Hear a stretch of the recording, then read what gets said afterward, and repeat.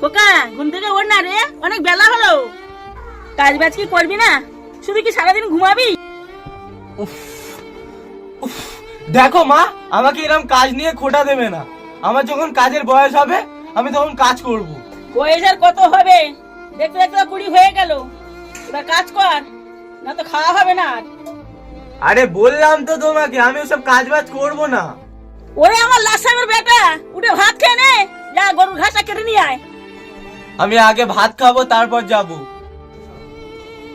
পরের দিন থেকে যদি ইনকাম করে আনিস তা গরম ভাত চাইবি। এই এক মুঠো ভাতের জন্য তুমি আমাকে এত কথা শোনাচ্ছ? দুধ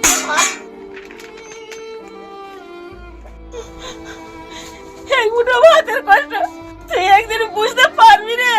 যেদিন আমি মরে যাব সেই দিন বুঝবি এক মুঠো ভাতের দাম।